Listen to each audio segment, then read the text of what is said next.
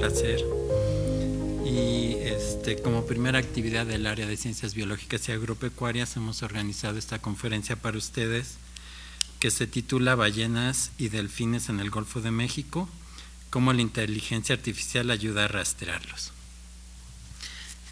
Y ahora me voy a permitir leer el currículum de la doctora Caitlin Fraser, que nos hizo el gran favor de acompañarnos. Caitlin Fraser es una investigadora del Instituto de Oceanografía Scripps de la Universidad de California.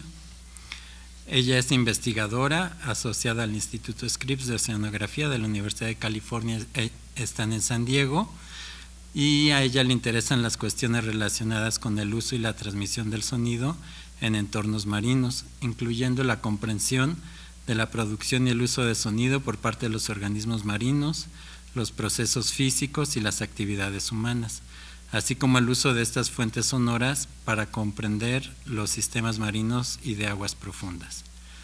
La grabación pasiva acústica autónoma, que es lo que ella utiliza para hacer la mayor parte de su trabajo, es una estrategia que es cada vez más popular para el monitoreo de hábitats remotos e inaccesibles.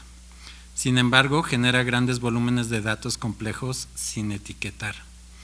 Ella está especialmente interesada en el desarrollo de algoritmos para extraer la información de este tipo de conjunto de datos y en el diseño de métodos para sintetizar datos en diferentes plataformas y regiones. Su objetivo es utilizar este tipo de soluciones computacionales para abordar los desafíos de la conservación y la restauración ecológica. La doctora Fraser es la investigadora líder del laboratorio de escucha de máquinas de Scripps, y ella obtuvo su doctorado en Oceanografía Biológica en Scripps en 2015. Estudió su licenciatura en la Universidad Estatal de Oregon, donde se graduó con honores, y a la vez hizo estudios de biología marina y de química en la licenciatura. Después su maestría la hizo en el Instituto de Investigaciones Biológicas, el Scripps, en San Diego, de la Universidad de California, y ahí también hizo el doctorado.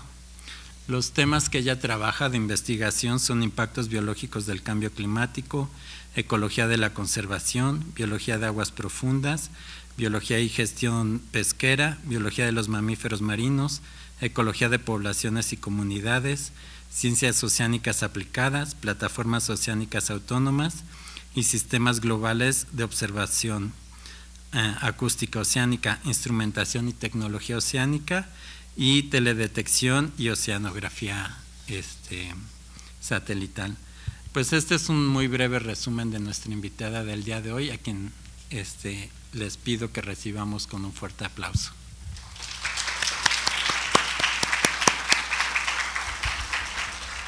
No, yours. Sure.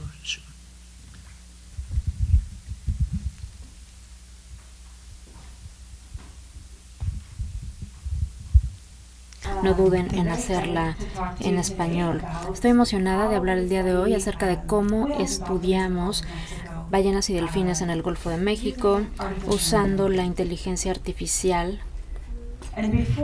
Y antes de entrar en materia, quiero aclarar una cosa muy amplia del trabajo que se hace, todo desde la investigación temprana en los 70, en los 80 y al día de hoy, como ChatGPT, todas estas tecnologías y los modelos de IA que tenemos actualmente.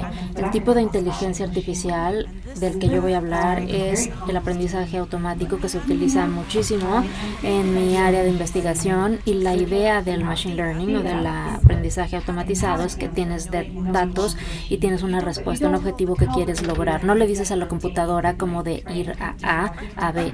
La computadora tiene arquitecturas diferentes y formas y diseños para que la computadora misma sea quien decide y piense cómo va a llegar de A a B. Esa es la definición básica. El deep learning es uno de esos métodos. Ese es el método principal del que voy a hablar el día de hoy, y también de otros tipos. ojos. ¿Por qué tenemos que estudiar ballenas con inteligencia artificial? Se ha hecho mucha investigación al respecto. Vamos en un bote, buscamos ballenas con binoculares, se hace un montón de investigación, pero el problema es que esa es solamente la punta del iceberg. Hay muchísimas cosas que pasan submarinamente por debajo y hay una serie de métodos que no se alcanzan a ver. La gente me pregunta, ¿usan datos por satélite? ¿Cuántas ballenas hay en esta fotografía? La verdad es que no sé, pero ¿qué pasa con esta foto? Hay muchísimas cosas que no vemos porque la luz viaja desde el sol a través de la atmósfera, atraviesa la superficie del océano y se va hasta abajo. Entonces, la mayor parte del océano se ve así más o menos, así o así. Y esto de verdad es un problema y ha quedado muy claro desde mi investigación muy temprana. Cuando estudié un derrame de petróleo hace 15 años, nos enfocamos mucho en un poco del daño que vemos en las costas, en nuestro patio trasero, digamos, lo que podemos observar a simple vista, pero en el entretiempo, la gran parte del drama y del impacto ocurre en aguas profundas, donde ni siquiera alcanzamos a ver, donde ni siquiera los gobernantes alcanzan a ver. Entonces, es el impacto que quiero que tengan en mente. Si piensan, les estoy diciendo esto para que tengan una perspectiva de las cosas. Pueden llenar el Empire State, este edificio tan alto en Nueva York.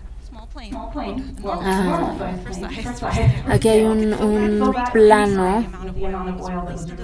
Pueden llenar 3 edificios Empire State con la cantidad de petróleo que se derramó hace 15 años y que no se limpió todo. Entonces esa es la dimensión del daño. Y lo que estamos enfrentando son preguntas. ¿Cuánto daño hubo? ¿Qué pasa aguas adentro? ¿Qué pasa y cómo calculamos este daño que sí alcanzamos a ver? Algo que nos salva es el sonido. El sonido en el océano es como la luz aquí afuera. Un cachalote, por ejemplo, 1/3 del cuerpo de este animal se dedica a producir sonido. Imagínense que 1/3 de su cuerpo produjera sonido, quiere decir que es muy importante. Entonces es un animal que está muy enfocado en emitir sonidos y en recibir sonidos. Entonces lo que a nosotros se nos ocurrió era que podíamos usar estas señales que los animales emiten y se llama ecolocalización para poder como ver debajo del agua y poder escuchar, y es como estar escuchando a través de las paredes, y por eso es lo que nosotros hacemos como científicos. Este es mi equipo, salimos y viajamos por el Golfo de México, tenemos instrumentos oceanográficos que están en el lecho marino, los dejamos ahí 1 año más o menos, tenemos un hidrófono que es un micrófono subacuático, colocamos todo, ponemos muchísimas grabaciones, muchísimo equipo y tratamos después de tener sentido con todo lo que desplegamos en el lecho marino. Y vean, aquí está el derrame petrolífero, nos tratamos de acercar lo más cerca posible y nosotros año tras año vamos y obtenemos nuevos datos y comparamos con los del año anterior, etcétera. Y entonces tenemos también que pensar, bueno, ¿qué pasa con todos estos datos? Los humanos somos muy visuales, tenemos un sesgo a la hora de interpretar los datos con nuestros ojos porque hay muchísima información que no se puede interpretar tan solo con nuestros ojos y tenemos que saber cómo leer todas estas imágenes que están produciendo las máquinas. Los expertos lo intentan. Aquí vemos 5 horas de datos y después acá en el eje vertical estamos viendo la frecuencia, el sonido que ustedes pueden escuchar está aquí en la parte de abajo, únicamente pueden escuchar esta parte. Mi voz está aquí, por ejemplo, y esto es los pájaros, por ejemplo, una frecuencia un poco más alta, pero todo lo demás no lo pueden escuchar con el oído humano, sino que es ultrasónico. Un experto que ve toda esta información, bueno, puedes contar una historia de lo que pasa en este periodo de tiempo. Tenemos un cachalote y aquí tenemos otro tipo de cetáceo y después un delfín muy especial, después más cachalotes y un grupo de de delfines pandroscópicos. Eso es lo que podemos ver en esta imagen, pero hay ciertos problemas. El primero, hay muchas cosas que hacen ruido en el agua y el sonido viaja muy bien en el agua, y entonces junto con las cosas que nosotros queremos estudiar hay cosas que no queremos escuchar y que se mezcla con nuestros datos. Todo esto hace clics de ecolocalización, como clics de algo que está tronando. Entonces la lluvia, más delfines, camarones, las propelas de los barcos, hay muchísimas cosas que tenemos que descartar. Estamos hablando de miles de millones de eventos o de sonido que detectamos y que después tenemos que limpiar y que distinguir de qué fuente proviene.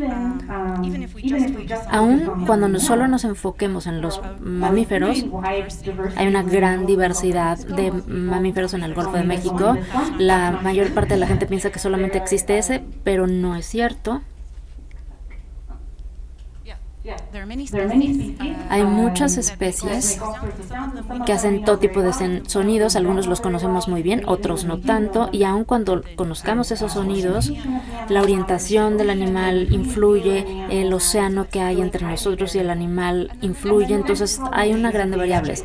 Otro problema es que los datos son gigantescos.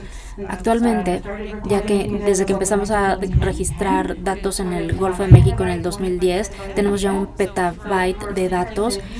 Para que tengan una idea, si toman una foto durante cada 20 segundos durante el resto de su vida, esa es la cantidad de datos que hemos registrado, es enorme.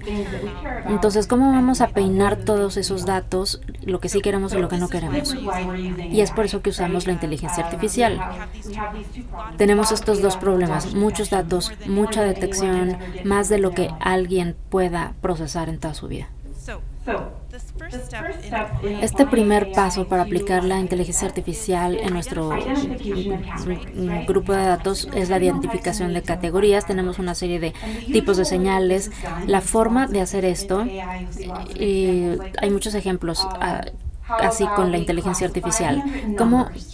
¿Cómo clasificamos? A través de números o distinguiendo gatos de perros. Estos son ejemplos estándar.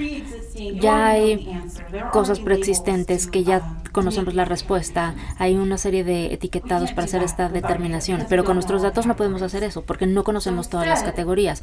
Entonces lo que hacemos es utilizar el aprendizaje no supervisado. Buscamos estructuras en nuestros datos y comparamos piezas de los datos sin conocer las etiquetas de todo.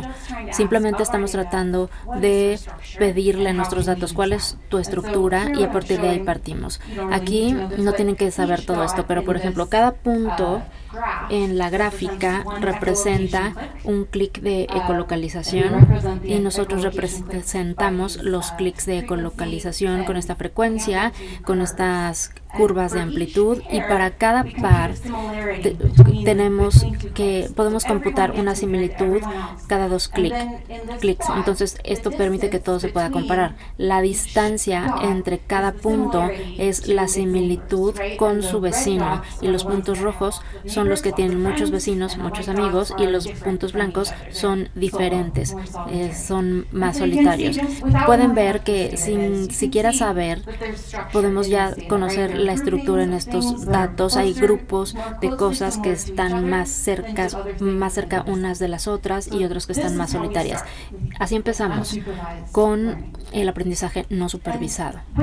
Y eso nos permite ir navegando por nuestro set de datos y empezar a preguntar a cada corto tiempo cuáles son las cosas únicas que vamos encontrando. Simplemente dime si son 2 cosas o si es una sola, con base en esta comparación que ya establecimos. Y una vez que ya lo hicimos y ya revisamos todos nuestros datos y le decimos a la máquina encuentra las cosas que aparezcan con más frecuencia, entonces ya tenemos más categorías, y cuando tenemos un problema sin categorías y un problema no supervisado, ahora ya tenemos un problema supervisado. Ahora le decimos, quiero ver esto todo el tiempo, quiero saber si es una especie que yo sé, que yo conozco, pero quiero saber si esta otra especie no la conozco y cómo puedo etiquetarla. Y podemos después hacer cruce de datos, podemos hacer una serie de resultados que nosotros ya queremos conocer. Y este es otro ejemplo de otras 5 horas de datos. Cada punto en la parte de abajo representa un clic y en la parte superior está el eje del tiempo, la amplitud del clic. Esta es otra imagen de otra historia, por ejemplo, otro evento acústico. Cada color ahora es una especie distinta. Nosotros etiquetamos todos los clics para todas las especies diferentes. Esto es muy poderoso y esto se ejecuta mucho más rápido que el trabajo que puedan hacer los estudiantes. Es mucho más eficiente a la hora de peinar toda la información y de responder preguntas. Entonces, así funciona el proceso. Empezamos con detección general. Simplemente indícame qué pasa con mis datos, qué hay de interesante. Agrupamos eso en una forma no supervisada en tipos y el analista puede revisar y decir, bueno, estos son los principales tipos de tus clasificaciones en el Golfo de México, esto es lo que tienes. Eso lo convertimos en un problema de deep learning no supervisado y después los investigadores revisan los datos y ven si está funcionando bien. Y entonces, ¿cómo van las cosas con los mamíferos en el Golfo de México? La respuesta, desafortunadamente, es que no muy bien, por lo menos no en el norte del Golfo de México, donde nosotros empezamos el trabajo en 2010, donde fue el derrame petrolífero. Ya llevamos 10 años trabajando en esta zona y estos son los cambios de las densidades de estas especies marinas después del derrame. Del 20 al 80% es la diferencia. Lo mismo para por ejemplo, estas son especies de aguas muy profundas y estos son los delfines. La historia es similar. Las flechas rojas indican un declive significativo en las poblaciones de estas especies y eso es muy interesante y después voy a hablar un poco más al respecto. Con base en estos declives en el Golfo de México decidimos que teníamos que entender el panorama general. Estábamos estudiando solamente una partecita al norte del Golfo de México. Iniciamos un proyecto en colaboración con la Universidad Veracruzana y con la UNAM y con otras agencias en Estados Unidos, donde estamos revisando todo el Golfo de México y estamos explorando toda la región. Es un área muy grande, así que teníamos que pensar muy bien en cómo íbamos a cubrir toda el área. Empezamos con nuestras ubicaciones históricas en el norte del Golfo, estas cruces que están aquí. Después decidimos que necesitábamos sitios a largo plazo a los que pudiéramos ir cada año y estos son los otros puntos. Dibujamos algunos emplazamientos que fueran similares a nuestros emplazamientos originales, los numeramos y después convertimos esto en zonas de repulsión. Es como lo opuesto a la actividad de los imanes, que en lugar de atraerse se repelen. Tenemos áreas, lo negro es donde nuestro modelo nos da altas probabilidades de instalar nuevas cosas y esto es lo que hicimos. Cada año nosotros localizamos aleatoriamente 5 sitios y esto es de 5 años la información. Entonces, bueno, ponemos el bote donde haya un número, ponemos un sensor en el agua y recopilamos la información, la registramos y así es como vamos peinando toda la región sin tener ningún sesgo. Ahora, pongamos todo esto en práctica. Es mucho más fácil la teoría que la realidad. Tenemos que mandar 10 barcos enormes con equipo en el Golfo de México. Tenemos que enfrentarnos a huracanes, a tormentas eléctricas. Tenemos que cubrir todo el Golfo. Cada año hacemos un viaje, nos vamos y vamos moviendo nuestros sitios, vamos también cambiando los números y esto es lo que hemos recopilado a lo largo del tiempo. No se ve muy grande en el mapa, pero les aseguro que es gigantesco. Los puntos grandes son los sitios más grandes, donde ya tenemos información de 5 años, y los puntos pequeños es donde hemos puesto máquinas durante solamente un año. Y aquí, por ejemplo, son 4 años de datos. En otras zonas, en un par de semanas se cumplen ya los 5 años de recopilación de información. Ahora les voy a explicar lo que hemos aprendido hasta el momento. Esta es la primera vez que vemos estos datos y es nuevo porque son datos de 2024. Tenemos un patrón especial. Aquí ven una imagen de un día muy bonito en el Golfo. Nosotros llegamos, mandamos una máquina acústica que van registrando todo lo que pasa en el lecho marino y va haciendo patrones que son como repetitivos, y así es fácil de encontrar las máquinas. Aquí está, por ejemplo, una primera imagen. En la izquierda pueden ver la densidad promedio en los sitios históricos 5 años después del derrame. El tamaño del punto les indica la cantidad de animales que había en ese lugar. Tenemos mediciones año tras año porque los instrumentos permanecen ahí. Esto es la medición desde el 2020, después hasta 2024. Empezamos a monitorear toda la región y los puntos en color son los sitios en donde solamente hemos estado un año. Así que para esto tenemos un sitio muy popular al sur de Florida donde se han grabado muchísimos B-12s en el océano. Después del derrame, hace 10 años, los números han declinado, pero estamos muy emocionados de encontrar un punto que no conocíamos, más o menos por aquí, porque nosotros vamos seleccionando aleatoriamente los sitios de medición. Entonces les voy a contar una muy buena historia y es muy interesante ver que aquí hay algunas pendientes muy pronunciadas en el agua. Este es un ejemplo de delfines pequeños, delfines muy chiquitos, y como grupo tenemos muchos de estos que se ubican en el noreste del Golfo y seguimos viendo muchos en el noreste. Aquí hay una corriente que llega desde el Caribe y que sale al Atlántico. Es muy interesante. Hay mucha agua para ellos y aquí en la parte del Golfo del Sur no aparecen tanto este tipo de delfines. En contraste, hemos encontrado sorpresas muy agradables en el Golfo, en el sur del Golfo, a diferencia del norte. Este es una ballena muy grande. Los números están bajando de esta ballena. En aguas profundas también las orcas, las pilot whales, las ballenas piloto y delfines más grandes. Recientemente empezamos a ver un incremento en esta especie al norte del Golfo, pero no en el sur. Este es un hallazgo interesante, entonces empezamos a preguntarnos, bueno, hay que estudiar el movimiento de los animales tal vez, o los patrones de reproducción de las especies. Hay muchas preguntas que podemos hacernos. Y quiero resaltar algo de la investigación que hicieron nuestros estudiantes. Ellos son los que hacen gran parte de este trabajo y estamos muy orgullosos de ellos.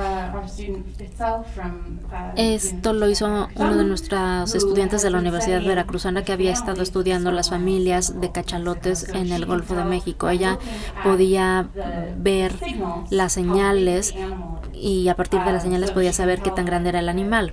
Entonces, los machos son muy grandes, tienen índices de clic muy grandes, y en el Golfo lo que sobre todo vemos son madres y vaquitas. En realidad, todas las familias, las madres y los bebés es lo que más se ve.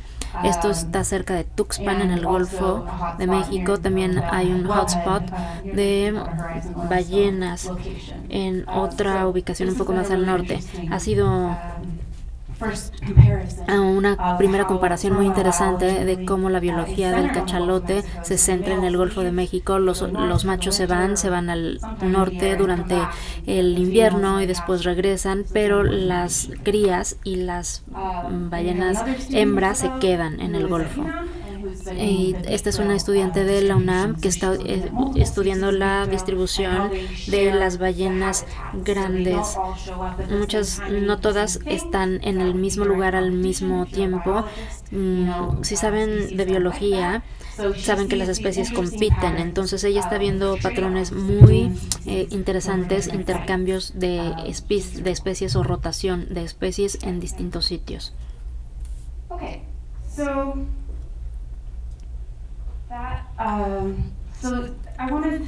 Ahora quiero hablar sobre qué más podemos hacer con la inteligencia artificial en lo que a bioacústica se refiere.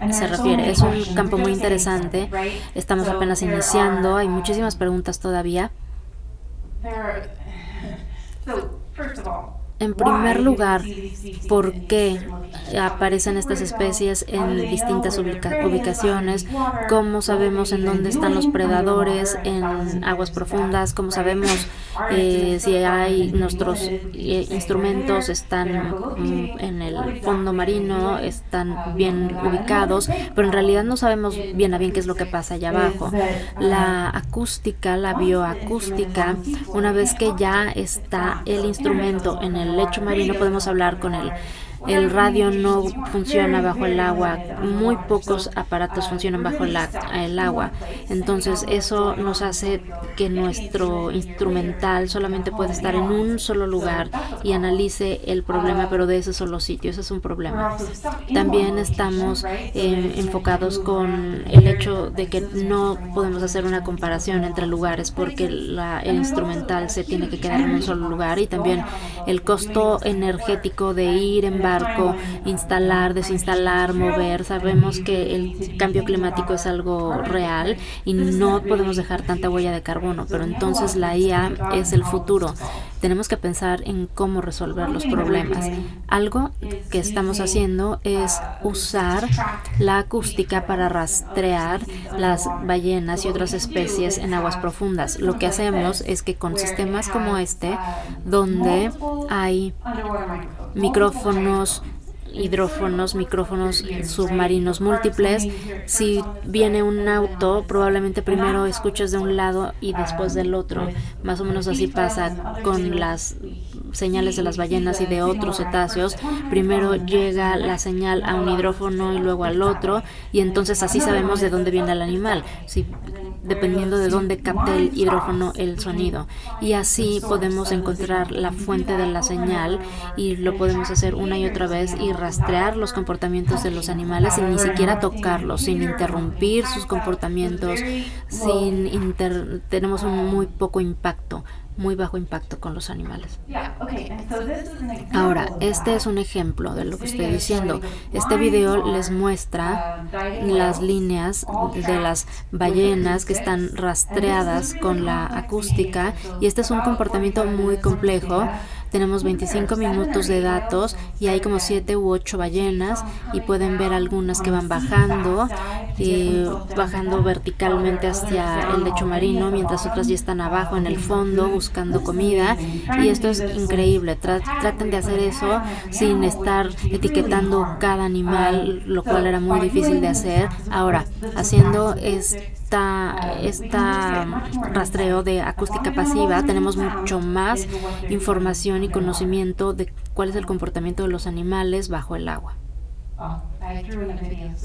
Puse aquí un video para que pudieran ver lo increíble que son estos instrumentos.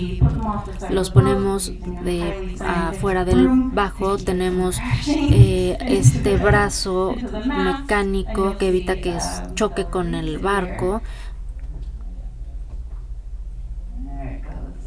Y vean, y ya se va al fondo, se hunde 1200 metros y se queda en el lecho marino y empieza a grabar los animales. durante meses. Eso es muy bueno, pero bueno, se queda ahí en el lecho marino y simplemente es información de archivo, nada pasa con los datos hasta que volvemos por el instrumento y empezamos a registrar qué fue lo que grabó. ¿Cómo hacemos este rastreo en tiempo real con el instrumento? Lo que podemos hacer es tomar un algoritmo de internet que se ejecute en tu computadora y que sea muy pequeño y lo ponemos en una de estas computadoras tan pequeñas. Pueden ver que están así de grandes, y una vez que empieza a hacerse el rastreo se hace un empalme con los distintos animales que están emitiendo clics. Eso está muy bien y es un proceso no supervisado. No sé cuántos animales hay ahí, pero por favor agrupa los datos con base en sus ubicaciones y con base en cada animal por separado. Así que en este caso alguien lo hizo manualmente, pero ahora podemos hacerlo en tiempo real con una computadora utilizando la IA. Otra cosa que esto nos permite es comunicarnos con otros instrumentos. A veces nada más instalamos sensores acústicos y ya, pero si pones algo en el agua, hay cámaras, por ejemplo, hay una serie de dispositivos, sensores que nos puede dar información oceanográfica. Entonces, si pueden agregar todos estos instrumentos, la acústica funciona muy bien, pero consume muy poca energía. Durante un año no le tienes que cambiar la batería, pero otros instrumentos como los ampliadores, los DNAs y las cámaras, eso sí gastan mucha batería. Entonces podemos ir rastreando en tiempo real cuando hay una ballena, podemos ir y hacer un prompting para que el instrumento tome una foto o que emita un sonido que atraiga a los animales. Todo eso ya es posible. Este es un ejemplo de datos generados por rastreado de IA. Lo rastreamos a través del tiempo, donde hay una elevación relativa a la computadora y hay hidrófonos. Está como mandando distintas señales. Cada color está representando a un animal distinto y esto te está indicando cuántos animales había. Aquí había 5 y funciona muy bien, y la intervención que se necesita es mínima.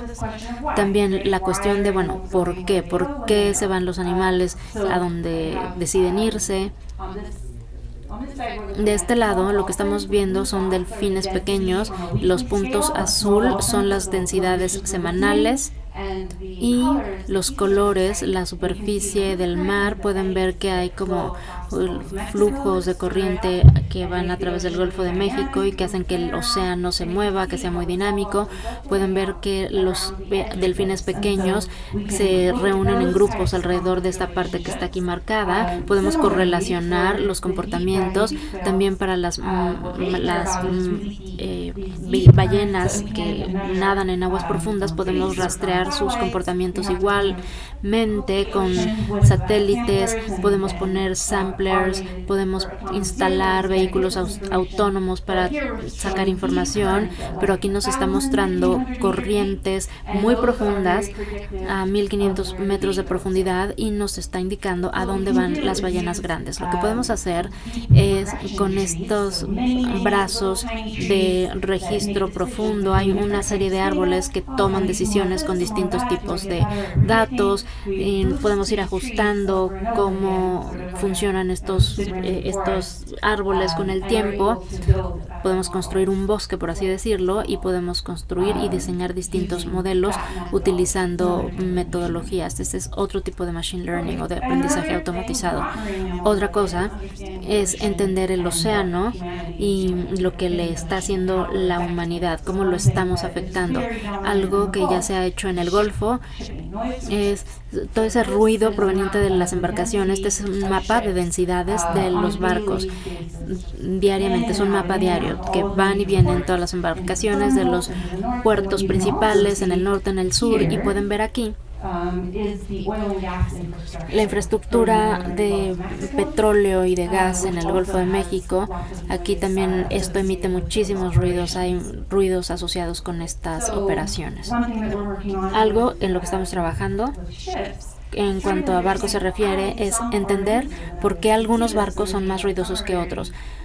Hay algunos que hacen mucho ruido, otros que son muy silenciosos y queremos incentivar a la industria para que use embarcaciones que no hacen ruido. Eso es muy bueno para los océanos. Hemos construido modelos que revisan todas estas variables, el tipo de barco, la edad de la embarcación, detalles acerca del barco, de cómo se comporta esta embarcación y también las condiciones del océano, del medio ambiente, para tratar de entender por qué un barco es ruidoso y cómo podemos diseñar barcos que no sean ruidosos. Creo que la IA es una gran promesa para el futuro. Me emociona mucho todo lo que ya podemos hacer. Podemos hacer mucho más con los datos que tenemos. Podemos ahondar mucho más profundamente. Podemos explorar los océanos de manera autónoma. Si piensan en cuánto del océano ya hemos podido explorar, en realidad todavía es mínimo. Así que con esto podemos expandir nuestro horizonte de exploración. Sin vehículos es muy emocionante. Podemos encontrar nuevas soluciones a los problemas globales.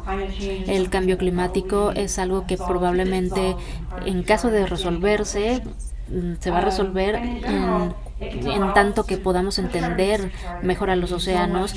Podemos hacer mucho más con la inteligencia artificial de lo que hemos venido logrando hacer hasta el momento. Pero creo que no podemos simplemente ver la cuestión positiva, también tenemos que ponderar el lado negativo, los riesgos potenciales. Hay gente que está construyendo modelos cada vez más rápidos, más fuertes, más rápidos, pero yo diría que con frecuencia tenemos que pensar en cómo se va a ver el mundo con estos modelos. Estamos muy en riesgo de dañar la cultura humana. Tenemos una gran contribución a la huella del cambio climático si seguimos apoyando estos modelos. Hay verdaderos riesgos de la pérdida de control con la nueva inteligencia artificial que va a salir. Así que lo que es muy importante es pensar en su visión para un futuro positivo usando la IA. Creo que mi visión, lo que a mí me interesa y me emociona, lo que ya hemos hecho, lo que tienen que llevarse de aquí es que piensen en cuál es su visión para un futuro positivo. Probablemente no tenga nada que ver con ballenas, pero cómo van a hacer esto, no van a tener un futuro positivo si no lo piensan antes, si no saben cómo quieren que se vea. Esto es algo muy importante. Yo los invito a que piensen en cómo pueden usar la inteligencia artificial. No tienen que ser científicos, pero aplíquenla en lo que ustedes hacen cotidianamente y exploren cómo pueden mejorar lo que hacen y hacerlo mejor. Y bueno, ahora quiero agradecer a todas las personas involucradas en que esto sea posible, una gran cantidad de gente, gran cantidad de apoyo, muchas universidades involucradas, y gracias a ustedes. Y bueno, quiero mostrarles un video para que puedan entender cómo se hace la investigación en el Golfo. Es un ejemplo de todas las horas que nosotros pasamos en el Golfo. Aquí está en cámara rápida. Este encallamiento o este atraco se hizo a 3,000 metros. Es una gran cantidad de trabajo el poder llegar ahí. Pueden ver que hay un brazo mecánico que mantiene el hidrófono recto a 1,000 metros de la superficie del agua, y aquí estamos instalando, metiendo el instrumento. Básicamente es una computadora marina con micrófono, con baterías, y también esperamos mucho tiempo en lo que baja esta línea que mide kilómetros y kilómetros hasta que llega hasta abajo del océano. Vean, después ya salió este instrumento, y ese es un día típico en la oficina del Golfo de México. Vean aquí. Muchas gracias por estar aquí, por su atención, y podré responder a cualquier pregunta. Aquí estoy para ustedes. Muchas gracias. ¿Alguien quiere preguntar? Y tenemos a la persona que traduce. Buenas tardes.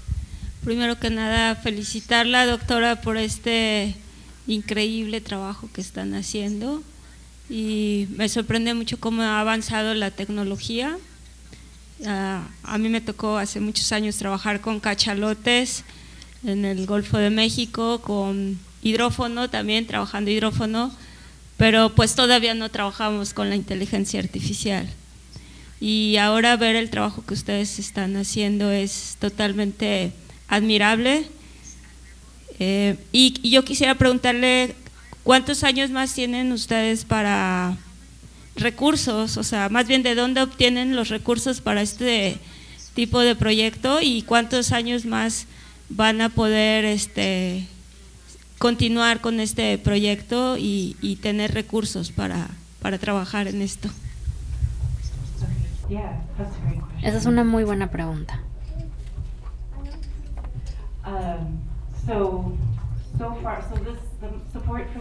El apoyo viene de un acuerdo legal que se llama Deeper Horizon.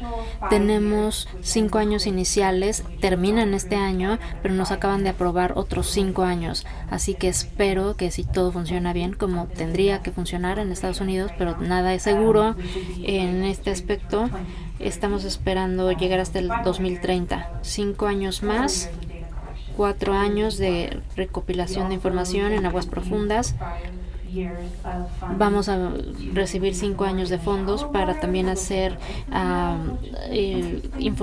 investigación en aguas someras y vamos a tener estos 2 proyectos por lo menos durante 5 años más. Creo que tenemos que pensar en cuál es el largo plazo, cuál es la meta a largo plazo después de esto, porque cuando empezamos no sabíamos nada del Golfo en realidad en comparación con otros lugares. Así que después de esto, yo diría que es uno de los mejores lugares del mundo para hacer estudios y yo no quiero ver el fin de este proyecto, no es algo que yo quiera perder, entonces tenemos que pensar muy inteligentemente en términos de cuáles son los lugares más representativos del Golfo que pueden darnos lugar a lograr prórrogas para este proyecto de investigación. Ya logramos 5 años, pero queremos lograr más y más y más. Entonces es un proyecto en colaboración ahora entre Estados Unidos y México, instituciones involucradas, y ese sería mi sueño, poder extender el mayor tiempo posible el proyecto. Me encantó mucho el trabajo.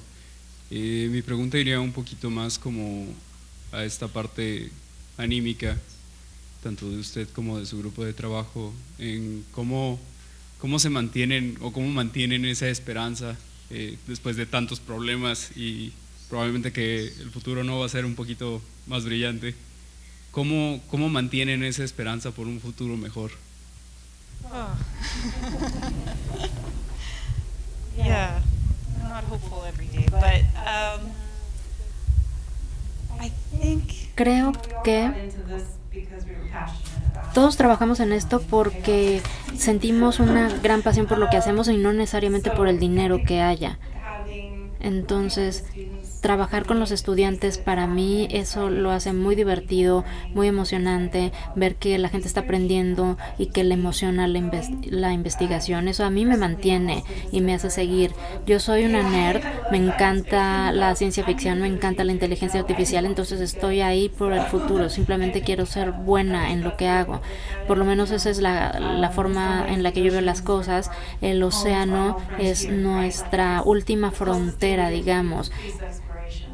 Podemos hacer esta exploración que en realidad es muy básica, pero yo pienso en nuestro gran reto y ese es el siguiente paso para explorar todo nuestro sistema. Ahora el sistema solar, hay que expandir nuestros horizontes y aprender cada vez más. Entonces, bueno, hay que trabajar en los problemas ahora, entender cómo vamos a atacar los retos, construir soluciones que sean útiles a una escala mayor. No sé si estoy respondiendo a tu pregunta. Simplemente soñar y ser positivos. Mi equipo también me mantiene. Este es un esfuerzo en familia de toda la gente que está involucrada. Y bueno, hay que rodearse de la gente correcta. ¿Alguien más? Hasta allá.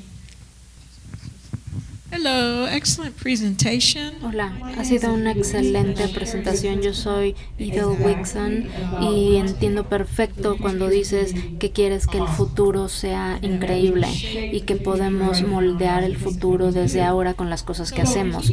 Así que en esta línea mi investigación se enfoca en la humanidad, pero cómo se va a ver a 20,000 años de aquí, bien ver desde el espacio exterior las regiones del Ártico y la Antártica. Entonces, ya sea que tú enfoques tu investigación para tener aplicabilidad para el Ártico y el Círculo Antártico, ¿estás enfocándote en que esto sea posible al futuro? Sí. De hecho, hay mucha investigación bioacústica tanto en el Ártico como en la Antártica. Hay distintos tipos de especies y creo que lo que es muy interesante es el hielo. El hielo hace sonidos, distintos sonidos dependiendo del distinto tipo de hielo que se trate. Y de cierto modo creo que eso es un precursor a explorar de por qué no enviamos la bioacústica a un mundo marino, que podemos aprender a través del sonido de un océano extranjero. Creo que hay estos tipos de sistemas en donde, dependiendo de cómo viaja el sonido de polo a polo, porque hay corrientes frías, corrientes calientes, y todo eso produce sonido. Entonces creo que es un microcosmo muy interesante el que existe allá abajo y que podemos estudiar más. También creo que los vehículos autónomos, no hablé muchísimo de ellos en mi investigación, pero digo en esta presentación, pero tener sistemas autónomos que pueden bajar y explorar por nosotros, eso es muy importante. Hay retos también asociados. Hay gente de la vieja escuela con la que yo trabajo, les encantan los sistemas fijos que sean predecibles, que no se muevan de lugar. Entonces, cuando hablamos de robots y de explorar y con cosas móviles, con sistemas más frágiles, estos son como colisiones entre dos mundos, pero creo que hay gente que se puede decepcionar y hay muchísimas pruebas que se pueden hacer tanto en el Ártico como en la Antártica, y definitivamente me interesa. Buenas tardes. Antes que nada, pues sí, felicidades por su estudio. Está muy bonito. Bueno, está muy completo. Mi pregunta es como un poco, tal vez exagerada, pero quería saber si después de acabar con los estudios en el Golfo de México, piensan llevarlo a otros lados, a otros lugares del mundo y tener como una compilación más grande. No sé si eso está en sus planes o si lo ve como algo posible. Sí. En realidad yo trabajo para un laboratorio que recopila información en muchos más lugares. Me gustaría tener un mapa para mostrarte. Yo soy de California, entonces nosotros estamos casi explorando el patio trasero, pero en medio del Pacífico, en las islas de Hawái y también en el Pacífico Occidental, en el Oriental, en la costa del Atlántico. Hay mucho trabajo internacional, pero estamos tratando de compilar un set de datos que tenga una amplia variedad y obviamente la meta es que todo confluya en un solo modelo para poder entender el océano global a través de los distintos puntos de nuestras muestras. Así que bueno, sí, ya estamos empezando con eso y tenemos distintos abordajes en diferentes lugares, diferentes especies, no todas son las mismas ni los mapas se ven iguales. Obviamente hay desafíos. Los clics de ecolocalización que hacen los delfines son muy fáciles de detectar porque hay picos en los datos, pero si pensamos por ejemplo en las ballenas jorobadas, ellos hacen un ruido muy complicado y entonces bueno, la gente que ya trabajó con esto me entenderá. Creo que ese es el siguiente paso que se aplica. En realidad no tenemos muchas ballenas muy grandes en el Golfo, pero también si vemos el reconocimiento de imágenes y otros algoritmos del machine learning, podemos tener muchísimo más juego y capacidades. Estamos ya trabajando en ello y tratando de pensar en cuál va a ser la solución general que aplique a todos los océanos. Construir tal vez un sistema que procese todos esos datos y que nos digan las cosas que nos interesan a cada quien. Así que sí, no sé si estoy respondiendo a tu pregunta.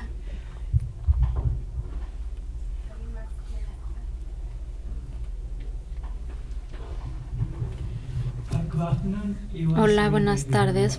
Qué increíble escuchar sobre tu trabajo. Mencionaste que hay un incremento en las especies. ¿Cuáles son los factores que tienen un impacto al incremento en las especies? Sí, en algunas especies. En la serie del tiempo, que cuando yo mencioné que se ve un declive, no, hay un incremento. Bueno, yo creo que se debe, es una muestra pequeña. Creo que el problema es que la muestra es pequeña. Hay tendencias a la baja que son fáciles de observar porque las cifras son muy grandes. Probablemente las especies más pequeñas o cuando las especies más comunes van en declive, tal vez sea más fácil rastrearlas, o cuando hay problemas de predadores, no sé. Cuando pasó el derrame del Horizon, no había muchos datos para comparar, entonces estábamos tratando de hacernos la pregunta: ¿qué pasó? ¿A qué se debió este derrame? Pero hay muchas cosas que pasan en el Golfo que tenemos que ponderar: el cambio climático, etcétera. También las ballenas se murieron por el derrame petrolero, pero también debido a que el agua ahora está más caliente debido al cambio climático, y ahora ya el entorno se está volviendo más hostil para las especies. Hay muchísimas cosas que tenemos que pensar y para dar respuesta, pero hemos visto un incremento en el número, y estos incrementos se ven grandes porque pasar de 0 a un pequeño número ya se ve como un gran incremento, pero en el panorama muy general no son incrementos tan significativos. No sé si tenga sentido lo que estoy respondiendo. Además de la investigación e identificación de especies, bueno, su distribución y su comportamiento, ¿qué otro fin tiene este proyecto? Y si es buena ayuda de estas especies, por lo que mencionó del petróleo. Creo que el objetivo principal, queríamos entender los impactos de un evento como ese, aguas adentro, y de poder decir que hubo un impacto para que cuando vuelva a pasar estemos listos para predecir y decir: ustedes causaron este daño.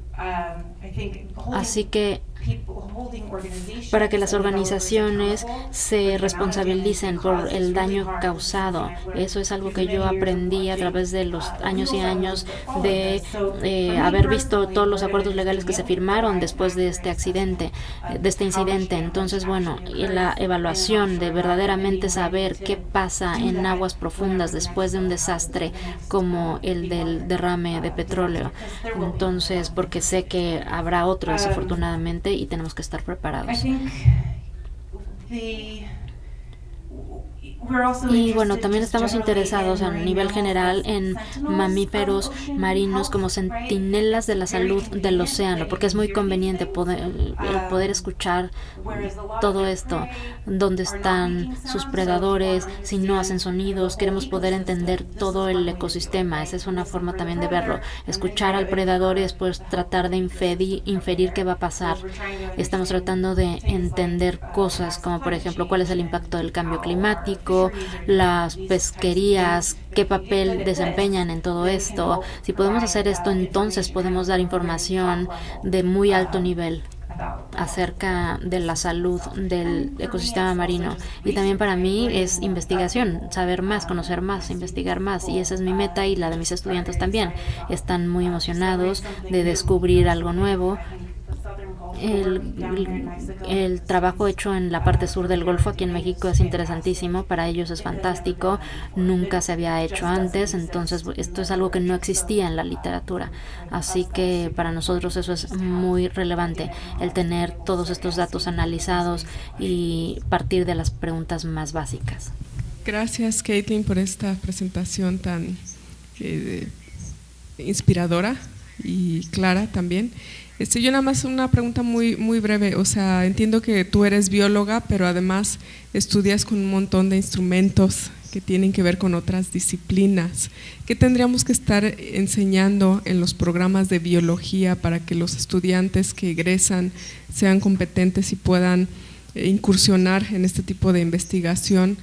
Porque pues tú hablas de acústica, no sé si tuviste que estudiar acústica en algún momento, pues inteligencia artificial, bueno, todo el manejo del buque, no sé, o sea, ¿qué tendríamos que estar incluyendo en programas de biología? Esa es la pregunta, para que sean competentes nuestros estudiantes. Es una muy buena pregunta. No he tomado nada de clases al respecto. Mis padres son programadores, ambos. Ellos han hecho software toda su vida y yo siempre decía, odio las computadoras, yo no voy a hacer nada de eso. Así que no empecé a escribir código ni a hacer nada con las computadoras, sino hasta que salí ya empecé a estudiar la maestría. No tomé clases, eso quiere decir que tus estudiantes tienen esperanza, pueden aprender a lo largo del camino, pero si tienen el lujo de poder tomar clases, no sé, los algoritmos, pensar cómo hacer algoritmos, poder pensar en términos tal vez de cómo pueden programar algo. Si pasa esto, yo tengo que hacer esto, dividir los grandes problemas en pequeñas unidades manejables y después concatenar todo. Para mí eso es muy importante porque los problemas con los que nosotros tratamos son tan grandes que son abrumadores, entonces el poder dividir todo en partes pequeñas y bueno, también saber programar, poder programar y ser capaces de descomponer un problema en partes pequeñas. Clases de acústica las tomé en la universidad, pero generalmente eran muy generales, procesamiento de señales, pero una señal puede ser cualquier cosa, sonido, puede ser luz, puede ser calidad del aire, todo eso es una señal, todo eso emite una onda y son ondas muy estándar y vemos este tipo de datos todo el tiempo, así que bueno, simplemente para mí eso sería la siguiente frontera. La inteligencia artificial, bueno, definitivamente se están haciendo muchas cosas, ya vas a poder predecir la siguiente palabra, pero bueno, pensar en términos de señales, qué es interesante de una señal, cuál es esa unidad de información que yo quiero saber, conocer y saber más de ella. No sé, se me ocurren estos elementos. Bueno, a mí me ha parecido pues muy interesante su plática. Mi pregunta es después de que tengan sus objetivos pues ya listos, ¿tienen algún plan de acción para la conservación de las especies que han disminuido?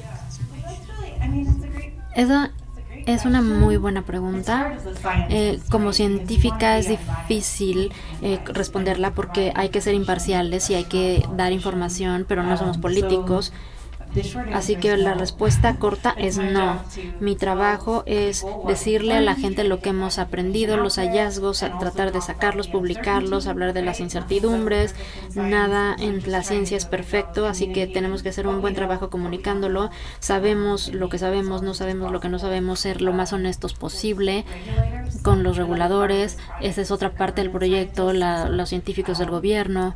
Yo trato de darles información y ellos tratan de interpretarla. También ese es otro lado de la moneda con el gobierno mexicano, que tienen su propio proceso para decidir si ellos quieren regular o cómo quieren regular o responder a ciertas cosas. Así que yo solo trato de hacer mi trabajo lo mejor posible en términos de comunicar la información. Trato de alejarme de ser prescriptiva en cuanto a soluciones se trata. Creo que, bueno, ya dicho esto, puedo pensar en muchas cosas para restaurar los mamíferos marinos en el Golfo. Controlando el ruido es una forma. Podemos mejorar su hábitat. Una cosa que podemos hacer es controlar el ruido en el Golfo. Ese es el lugar más ruidoso en el que ponemos hidrófonos. Es el Golfo más ruidoso del mundo debido a toda la extracción de petróleo y gas. En el Golfo se escuchan explosiones cada 10 segundos constantemente y ellos se producen en el norte de Texas y después bajan hasta la parte sur del Golfo. Entonces no importa en dónde estés en el Golfo, si eres una ballena vas a escuchar como un tronido siempre en el fondo del mar. Ese es el tipo de cosas que yo me la paso explicándole a los legisladores. Les doy grabaciones del sonido, qué quiere decir ser una ballena en el Golfo. Eso les trato de decir para que lo entiendan y surjan soluciones. 3 preguntas muy concretas de estudiantes de biología marina. Vamos a pasar a la primera ya para ir cerrando esta mesa porque tenemos una actividad posterior. ¿Sí? Buenas tardes. Disculpe, ¿la IA le ha dado algún resultado negativo en su investigación? Bueno, sí, es posible usar mal algo. Hay que ser muy críticos. Siempre hay que cuestionarnos si los resultados que estamos obteniendo tienen sentido o no. Algo muy común es decir, bueno, si tú a un sistema lo alimentas con basura, el resultado va a ser basura. Entonces, tienes que asegurarte de darle buenos datos de buena calidad para que obtener datos de buena calidad y así construir tus modelos, pero siempre lo más importante son los datos.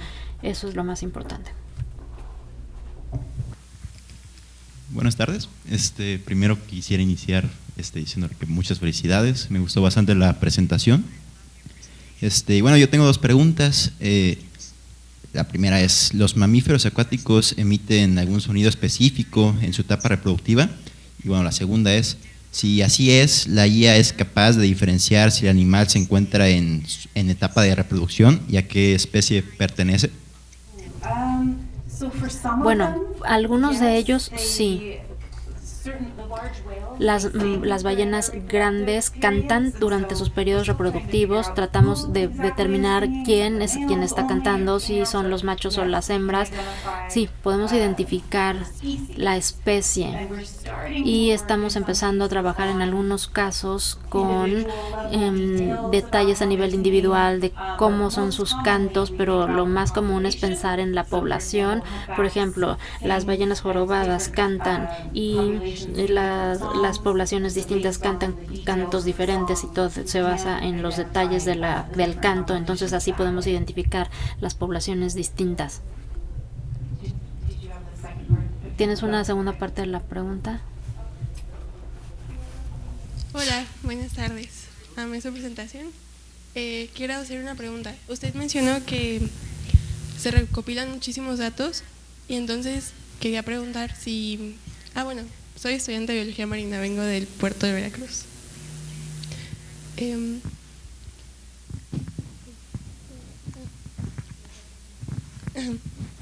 Con estos datos, la IA podría llegar a cometer un error, y si es así, ¿ustedes cómo se darían cuenta?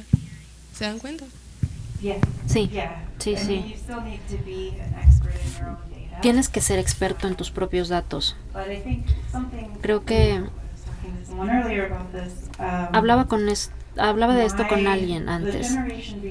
La generación anterior a la mía, mi consejero era muy detallado, me decía, necesitas verificar cada cosa, todo tiene que ser perfecto. Y cuando pensamos en la IA, todo se trata de la estadística. Tienes que ver el subgrupo de tus datos y decir, bueno, en este 5% de los datos, ¿cuál es mi tasa de error? Y considerarlo en tus modelos, en tus predicciones. Lo que nosotros hacemos es revisar los datos manualmente, hacer correcciones a pequeña escala en los datos y podemos poner barras de error en las etiquetas que le damos a la máquina. Así que bueno, sí, usamos estadísticas para superar el problema, pero de que las etiquetas tal vez no sean perfectas. Vamos a cometer errores, pero tenemos que saber detectarlos y saber por qué fueron causados. Well, that was the last question.